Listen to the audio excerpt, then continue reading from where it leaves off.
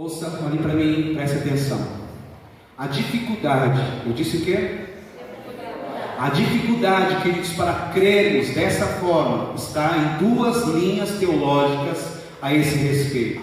Eu falei aqui, mencionei, agora eu vou falar um pouquinho mais pausado para você entender. O arminianismo, fale isso? O arminianismo e o calvinismo são duas linhas teológicas. Eu vou explicar de uma forma rápida, resumida, essas duas linhas. O arminianismo ensina que a salvação depende de nós e que, se formos fiéis até o final, seremos salvos.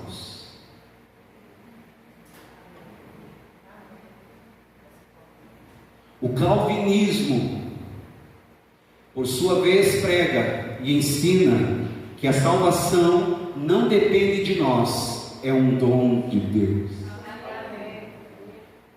E se eu o recebi, estou salvo, e Deus não vai pegá-la de volta, ou seja, vai tirar a salvação de mim. Aparentemente, parecem contraditórias, mas pode haver um equilíbrio entre estas linhas teológicas. Ambas possuem respaldo bíblico, ambas, mas ainda assim geram problema. O arminianismo só vê a salvação, quase nunca vê a recompensa, o galardão. Normalmente o arminianismo ensina que, se você vier a Jesus, vai ganhar uma recompensa no céu. Você acredita que tem uma coroa lá no céu? Eu não acredito. Se eu não fizer obras, a salvação não te dá coroa. Amém? A graça só te dá a salvação, e ela já é muita coisa. Amém, queridos? Quando Apocalipse 2 e 3 falam: ao vencedor dar-lhe-ei, isso não é salvação, isso é recompensa, isso é galardão. Muitos de nós, por vivermos apenas na salvação, vamos ficar no milênio assistindo pessoas recebendo recompensa, pessoas recebendo galardões.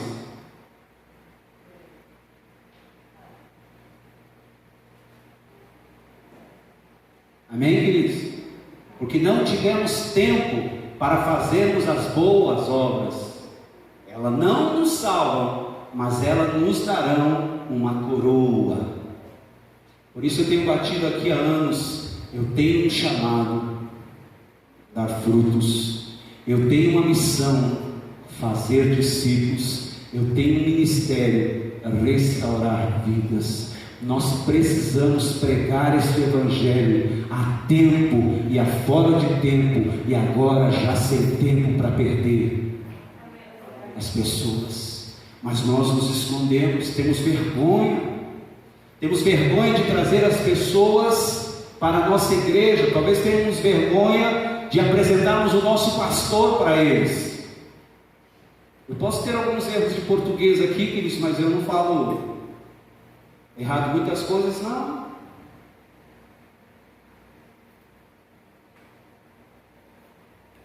Vocês estão aqui?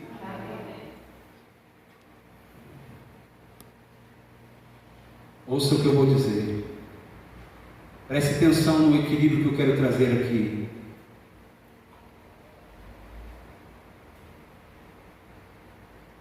O respaldo bíblico que ambas têm, queridos, gera uns problemas. O arminianismo, ele só vê a salvação quando quase nunca vê a recompensa, e normalmente ele ensina que, se você vier a Jesus, se você aceitar a Jesus, você vai ganhar uma recompensa lá no céu.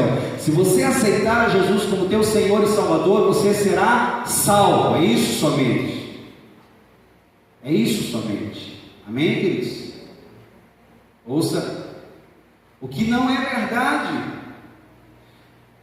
Ninguém vai ganhar recompensa por receber a Jesus como Salvador. Não se pode pretender recompensa por ser salvo. A salvação é uma coisa e a recompensa, o galardão é outra. Amém, queridos? O arminianismo, ele se equivoca neste ponto. Eles também vivem angustiados, porque cada vez que eles caem em pecado, eles acham, e o pecado faz isso verdadeiramente, eles entristecem ao Senhor, eles entristecem ao Espírito Santo, e eles concluem que eles perdem a salvação. Contudo, os arminianistas são crentes zelosos, eles são comprometidos, devido ao temor de viverem, da forma que viverem uma vida tão zelosa, porque se eles não viverem dessa forma, eles acham que vão perder a salvação, que eles não são suficientemente fiéis para segurar a salvação. O calvinismo, ele não acredita que há perda de salvação, então eles levam a soberania de Deus a sério. Glória a Deus por isso. Já que não há perda de salvação, muitos na linha calvinista vivem uma vida desleixada. Vocês estão aqui?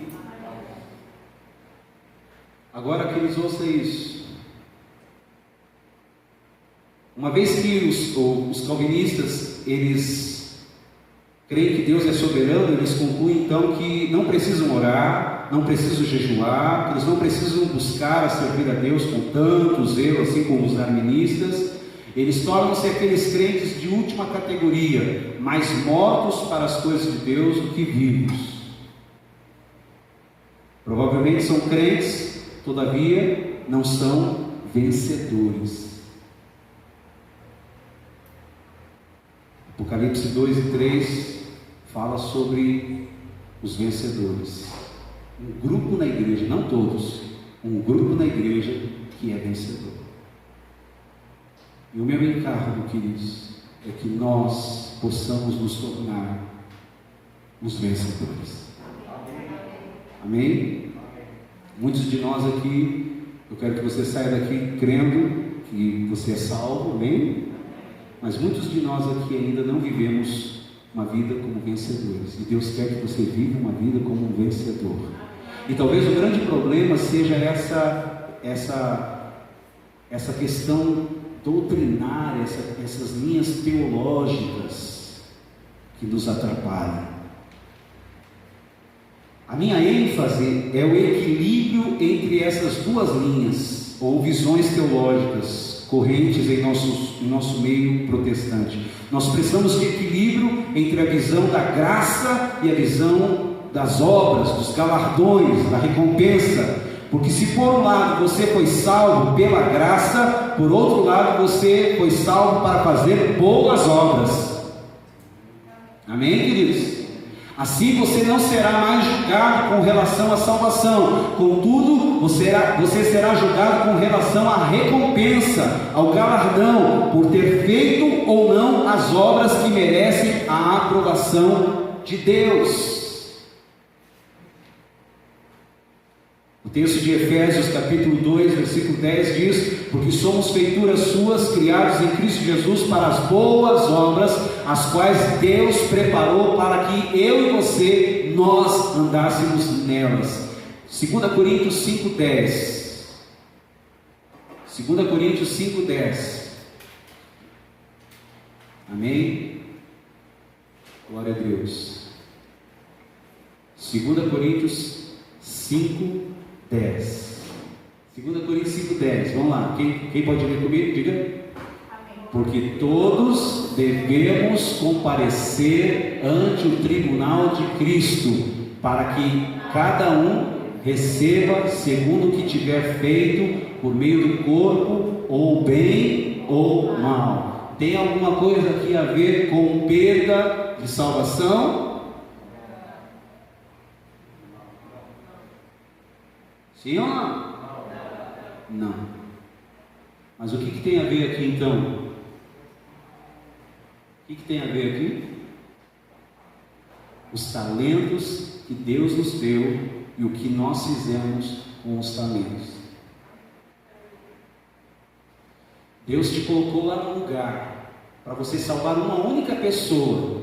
Essa pessoa morreu e você nunca falou de Jesus para ela. Deus te colocou lá num lugar para você falar do nome de Jesus. Aquela pessoa trabalhou com você 5 anos, saiu daquele lugar e ela nunca soube que você era cristão.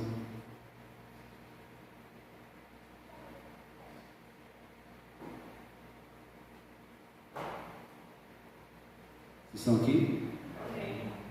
Porque todos devemos comparecer ante o tribunal de Cristo. Glória a Deus, se você comparecer diante do tribunal de Cristo. Fique tranquilo, talvez as coisas se apertem ali diante de Cristo, mas você não vai para o inferno. Agora tem um outro lugar que é chamado de tribunal do trono branco. Nesse você não queira comparecer. Porque todos aqueles que comparecerem nesse tribunal, eles experimentarão a condenação eterna. 2,23, vamos lá. Está 2,3 aqui, mas é 2,23. Isso. E ferirei a parte final. Eu sou aquele que sonda, aqui fala rins, mas a tradução dessa palavra é mentes. Eu sou aquele que sonda as mentes e os corações, e darei a cada um de vós segundo as vossas obras. Se a salvação é adquirida inteiramente de graça, mediante a fé, como será adquirido o reino? Cumprindo-se as condições de Deus ligadas à fidelidade, santidade e perseverança. Olha só o que Jesus fala, depois nós vamos pegar esse texto também. Ele fala assim: ser fiel até a morte e dar-te-ei a coroa da vida eterna. Guardas para que ninguém tome a tua coroa. Quando nós vimos o contexto que diz assim, que uma vez que você entregou a vida dele, ninguém pode te arrebatar das mãos dele, mas coroa pode ser perdida. Você pode perder a coroa das obras, se você não perseverar, se você não viver uma vida de santidade. Você pode passar o milênio. Salvação é salvação, irmãos, amém? Eu não sou da linha calvinista, eu sou da linha da palavra que diz: pela graça sois salvos, mediante a fé. Isso não vem de vós, é dom de Deus. Se a linha calvinista fala sobre isso, amém, glória a Deus, estou em linha com eles. Mas eu creio na palavra de Deus que diz: somos salvos pela graça, mediante a fé. Isso não vem de vós, é dom de Deus, amém, amados? Somos salvos. Abra comigo Mateus capítulo 5, versículo 3. Nós vamos ler vários textos agora em Mateus. O que diz? Bem-aventurados os pobres de espírito, porque deles é o reino dos céus. Preste atenção, queridos. Preste atenção. Isso aqui é recompensa. Isso aqui não é salvação. Amém? Preste atenção. Bem-aventurados os pobres de espírito, porque deles é o reino. Olha só a expressão aqui: porque deles é o reino dos céus. Reino é uma coisa, salvação é outra. Olha o texto: bem-aventurados os pobres de espírito, porque deles é o reino dos céus. Aleluia. A salvação ela é adquirida inteiramente de graça pela fé. Mas como vai ser adquirido o reino? Cumprindo-se condições, todas ligadas a Deus, aleluia, fidelidade, santidade, perseverança. Jesus disse no Sermão do Monte: bem-aventurados os pobres de espírito, porque deles é o reino dos céus. Para entrarmos no reino, eu disse o quê? Para entrarmos no reino dos céus, nós precisamos ser humildes. Eu já mostrei, queridos, que a salvação é pela graça. Para entrarmos na eternidade, queridos, é pela graça. Mas para entrarmos no reino, nós precisamos ser humildes. Assim, queridos, a salvação é pela graça. Assim nós não precisamos ter nenhuma virtude especial para sermos salvos. Deus não vendeu a salvação para nós, porque nós não tínhamos condição de comprar a salvação. Deus nos deu a salvação de graça. Aleluia. Deus mostrou a sua generosidade para as nossas vidas. Capítulo 5, versículo 10 e o versículo 20. Para entrarmos no reino de Deus, queridos, nós precisamos ser humildes. Mas esse pecador miserável, esse pecador arrogante, esse pecador soberbo, se ele crer com o coração e confessar com a sua boca, ele é salvo. Por outro lado, Jesus disse que para herdar o reino dos céus nós precisamos ser humildes, nós precisamos negar-nos a nós mesmos. Mateus 5,10 diz o que? Bem-aventurados os que sofrem perseguição por causa da justiça, porque deles é a eternidade. É assim que fala? Não, porque deles é o reino.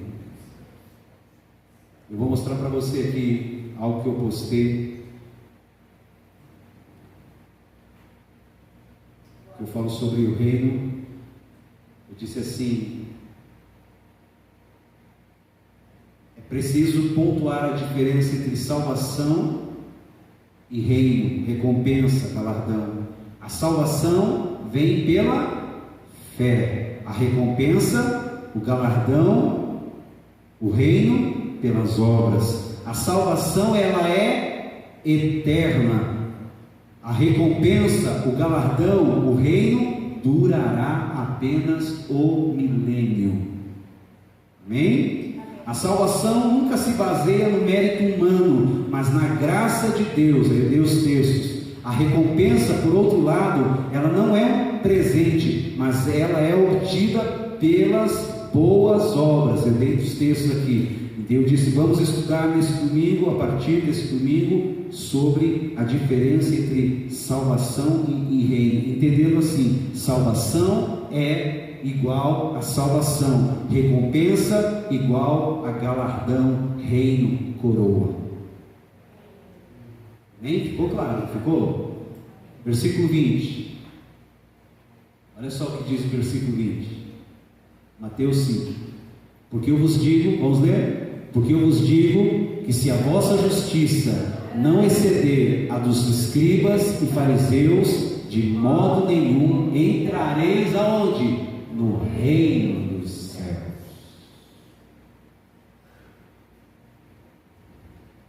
Ouça, se nós pensarmos que para sermos salvos precisamos ser mais santos do que um fariseu, estamos com sérios problemas. Sabe por quê? Provavelmente poucos de nós entraríamos no reino dos céus, porque do ponto de vista externo, o fariseu, segundo Filipenses 3,6, era irrepreensível. Imagine aqui, queridos, alguém que dava o dízimo até do chá de hortelã. Tem alguém que dá o dízimo do chá de hortelã aqui? Para você ser melhor que um fariseu, o texto está falando que você tem que exceder a justiça dos fariseus e dos escribas. Para ser melhor do que eles, você tem que fazer o que eles fazem. E eles eram assim, davam até o dízimo do chá de hortelã. Para herdar o reino e ser um vencedor, você deve exceder em muito a justiça dos fariseus, disse Jesus. Mateus 7, 21. Olha só, isso aqui é forte também. Vamos lá.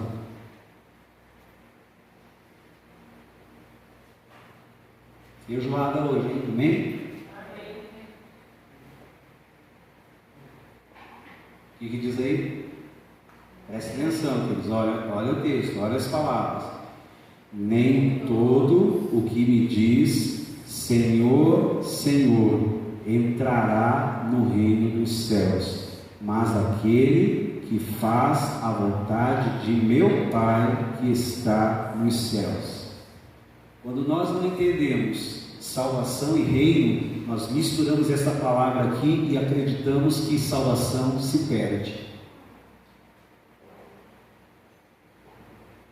E aqui não está falando de perda de salvação, está falando sobre o não desfrutar o reino. Que obras são essas, pastor? Santidade, fidelidade, perseverança, humildade, mansidão, o revestimento de toda a caridade, no qual é o vínculo de toda a perfeição, o mortificar da carne. Às vezes pensamos que estamos tão distantes, de vivermos essa realidade.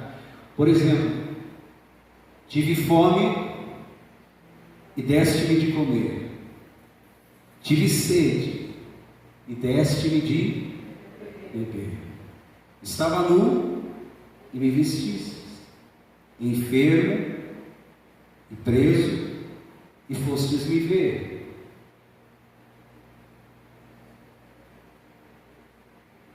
Mas, Senhor, quando te vimos assim? E ele diz: quando a um desses meus pequeninos fizestes, a mim o fizeste. E quando, Senhor, te vimos assim que não o fizemos? Quando a um desses pequeninos não fizestes, a mim não o fizestes. Diga comigo: nem todo aquele que me diz Senhor, Senhor, entrará no reino dos céus, mas aquele que faz a vontade de meu Pai que está nos céus. Presta atenção, para nós terminarmos. Para sermos salvos, não temos que fazer a vontade de Deus. Para sermos salvos, nós temos que crer e com a nossa boca confessar. Quantos podem dizer: Jesus é o Senhor? Eu não tenho que fazer a vontade de Deus, eu tenho que aceitar a obra que já foi feita na cruz. Eu tenho que aceitar a substituição que o Senhor Jesus fez. Ele morreu a minha morte para que eu viva a sua vida, a vida abundante de Deus, a vida com sentido de vida, a vida com gosto de vida que Deus me deu em Cristo Jesus. Amém, queridos? Para sermos salvos, não temos que fazer a vontade de Deus, antes precisamos confessar com a nossa boca e crer com o nosso coração, conforme Romanos capítulo 10, versículo 9. Entretanto, para reinar, temos que fazer a vontade de Deus. E quantos podem e querem aqui fazer a vontade de Deus? Amém, queridos? Quantos podem dizer honestamente que querem fazer a vontade do Senhor? Então devemos reconhecer que é possível sermos salvos e ainda assim estarmos fazendo a vontade de Deus. Deste modo, tal crente, queridos, vai ser um vencedor. Mas todavia também podemos ser salvos e não estarmos fazendo a vontade de Deus. Todavia, seremos um crente derrotado no milênio. Vou perguntar uma coisa para você. O ladrão da cruz foi salvo? Sim? Tinha obras? Não. Ou seja, ele não herdou a salvação com galardão. Não deu tempo. Eu quero dizer com João, nosso diácono aqui, recebendo tudo isso que eu tenho recebido aqui, eu penso já nas experiências que Deus nos deu. O pai do João estava no hospital. Foi uma experiência fantástica aquela, né, João? Foi fantástica. Eu e o Joãozinho lá no hospital, no quarto do Hospital São Paulo, o pai do João entubado, né? Ele estava ali já internado, não sei se estava desenganado, porque 3 dias depois ele faleceu da minha visita. Mas ele não conseguia falar. Eu fui lá para orar por ele, e talvez a expectativa era para orar para que ele fosse curado, saísse do hospital. Mas a primeira coisa que eu sempre fiz, queridos, orando pelas pessoas, quando fui a hospitais, quando fui a casas, a primeira coisa que eu sempre fiz foi primeiro apresentar o plano de salvação. É Joaquim, né? Não esqueci até hoje. Seu Joaquim, quantos anos já vão querer falecer? 18? Isso? 16 anos que o seu Joaquim é falecido. Eu não esqueci o nome dele. Eu fiz o plano de salvação para ele, dizendo assim: eu sei, seu Joaquim, que o senhor não pode falar, mas eu sei que o senhor pode me ouvir. Eu quero dizer para você, seu Joaquim, que Deus te ama, que Deus tem um plano maravilhoso para com a sua vida. Eu fiz isso também com a mãe da criança, né? Isso, né? A mesma coisa eu fiz com ela. E eu disse para o seu Joaquim assim: o pecado atravancou esse plano maravilhoso de Deus para com a vida do senhor. Mas eu quero dar uma boa notícia para o senhor, seu Joaquim. Jesus morreu a sua morte para que você viva a vida dele. Às vezes a gente pensa que é a vida aqui, né? É a vida lá. Amém? Eu disse assim: seu Joaquim, Jesus morreu na cruz do Calvário e pagou a sua dívida, a dívida do pecado. E eu quero te dar uma outra notícia, seu Joaquim. Se o Senhor aceitar a Jesus Cristo hoje como seu Senhor e Salvador, o Senhor vai receber a salvação. Eu sei que o Senhor não pode falar comigo, mas eu quero, seu Joaquim, que o Senhor me dê um sinal. Se o Senhor está me entendendo, e se o Senhor quer receber a Jesus Cristo como seu Senhor e Salvador, eu quero que o Senhor pisque os olhos para mim. E ele começou a piscar, e o João se estremeceu no quarto. E naquele dia nós fizemos a oração de salvação. Eu orei, substituindo a oração, né? Seu Joaquim, eu vou orar como se o Senhor estivesse orando. E fiz a oração da salvação. E dissemos amém. E seu Joaquim piscou novamente para nós. 3 dias depois, o Senhor levou o seu Joaquim. Eu tenho certeza, queridos, que um dia eu vou encontrar o seu Joaquim na glória. Amém? Glória a Deus. Amém. Nós vamos encontrar, como vamos encontrar a mãe da Adriana. Sabe, Deus tem me dado um conforto nesses últimos dias com essas linhas de palavra, queridos, para entender que a salvação é muito simples. Galardão, reino é uma coisa, mas salvação é muito simples. Quando nós entendemos que somos tão amados por Deus, mas tão amados por Deus, tão amados por Deus, queridos, nós vamos responder ao amor de Deus, vivendo vida de santidade, vivendo vida de obediência, vivendo vida de renúncia, vivendo vida de mortificação da carne. Podemos escorregar, como o filho pródigo escorregou, como o filho pródigo saiu e viveu de uma forma dissoluta, gastou toda a parte da sua herança, vivendo de uma forma dissoluta, né, com orgias, diz, né, o entendimento do texto fala sobre isso, e de repente há um período de escassez, de fome sobre a face da terra, e ele está ali já sem dinheiro, e sem dinheiro ele perde os amigos, e ele procura um emprego, e eles o enviam a um campo de porcos, para ele apacentar porcos, e ele está ali entre os porcos, e ele vê os porcos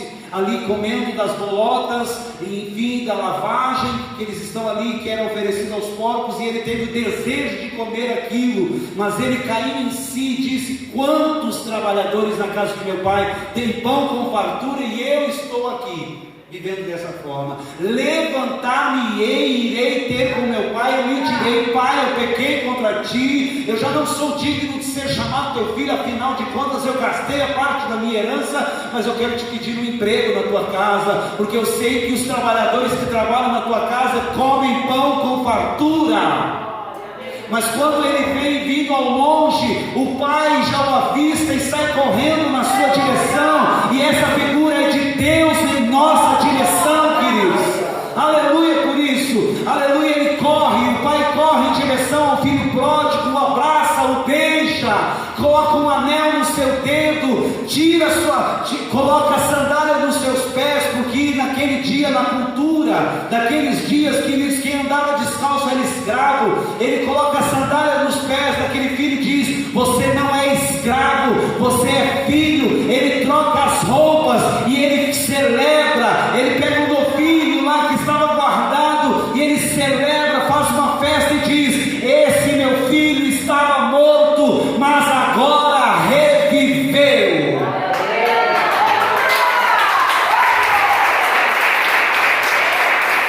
Deus te ama. Deus te ama, igreja. Deus não desiste de você. Deus não desiste de mim. Eu sei que a gente tem muitos fariseus nos nossos dias, dentro da igreja até mesmo, julgadores, né?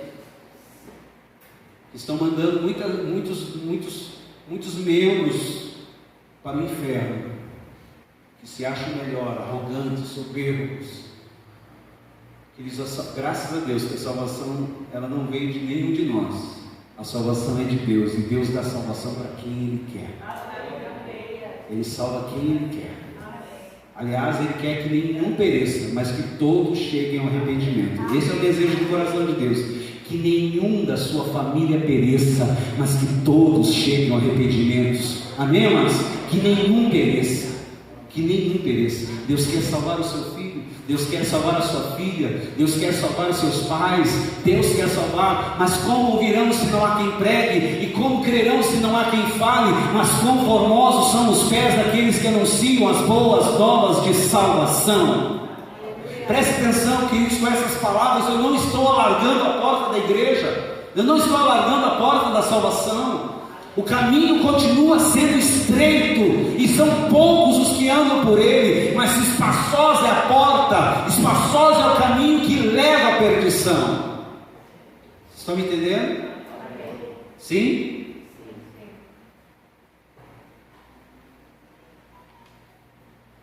Mateus 11, 12. São alguns textos agora para nós encerrarmos de fato. Mateus 11, 12. É um texto conhecido que você já me viu recitar várias vezes. Diz assim: desde os dias de João Batista até agora, o reino dos céus é tomado por esforço. Preste atenção: graça, salvação, graça mediante a fé. E nós temos esse texto que diz: o reino dos céus é tomado por esforços. Esforço, e os que se esforçam se apoderam dele. Não é preciso se esforçar para obter salvação, porque a salvação é pela graça, mas o reino é adquirido pela obra, pelas obras. E frequentemente elas requerem esforço da nossa parte. A palavra de Deus, reiteradas vezes, mostra-nos que a recompensa é dada segundo as nossas obras. Apocalipse 22, 12. Projeta esse texto aqui. Apocalipse 22, 12.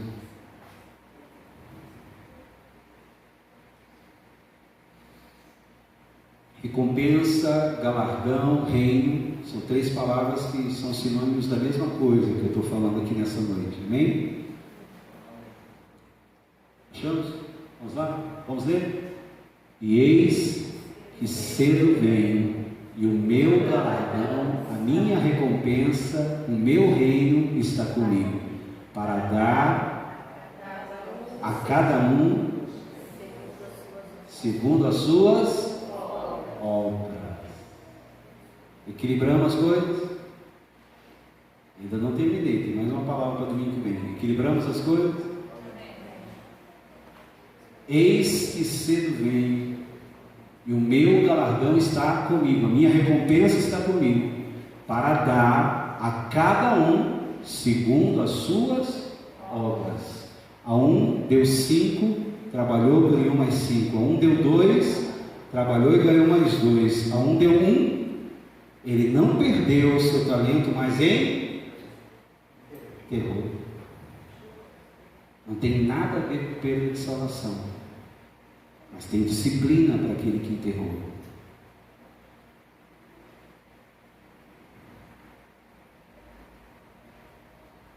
Primeira Coríntios 3:8.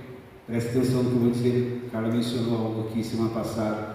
Ora, o que planta e o que rega são um, mas cada um receberá o seu galardão segundo o seu trabalho. 1 Coríntios 3:8. Ora, o que planta e o que rega são um, mas cada um receberá o seu galardão segundo o seu trabalho. Colossenses 3:23 e 24.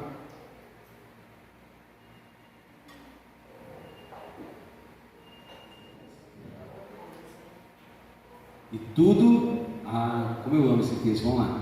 E tudo quanto fizerdes, fazei de todo o coração como ao Senhor e não aos homens. Verso 24. Sabendo que recebereis do Senhor o galardão, a recompensa da herança, porque a Cristo o Senhor é que você serve. Amém? Amém? Amém. Queridos, que nesta noite Deus possa levantar uma igreja de serviço aqui.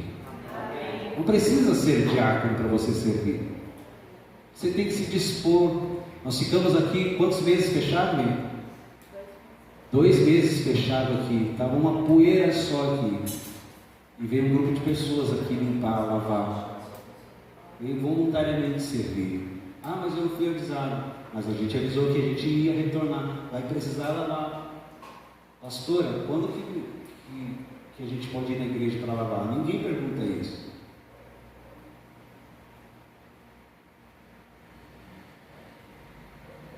A recompensa das pessoas que vieram aqui pode parecer que não é nada, mas é alguma coisa.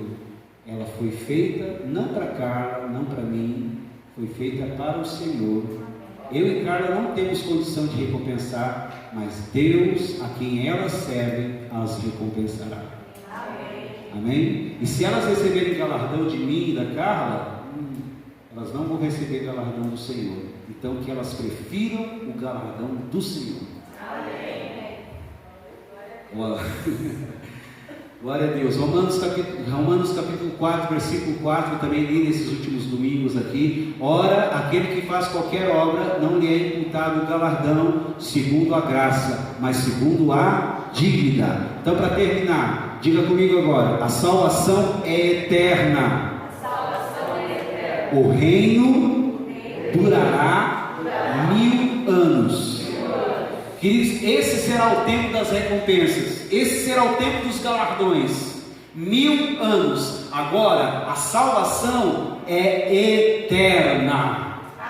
Amém, queridos? Então passará os 1000 anos e as pessoas serão recompensadas pelas obras que fizeram, cumprindo a sua missão, o seu chamado, o seu ministério. Elas salvaram vidas, como Oscar Schindler, né? Elas vão dizer assim: esse anel aqui, ele podia salvar 5 pessoas, esse relógio aqui podia salvar pelo menos mais 2 pessoas. Queridos, as obras, elas serão recompensadas pelo Senhor. Aquele que abre a sua casa para uma célula, e será recompensado pelo Senhor. As vidas que são salvas dentro de uma casa que você abriu para ser uma célula de salvação, o Senhor te recompensará. Você vai passar um milênio sendo recompensado pelo Senhor.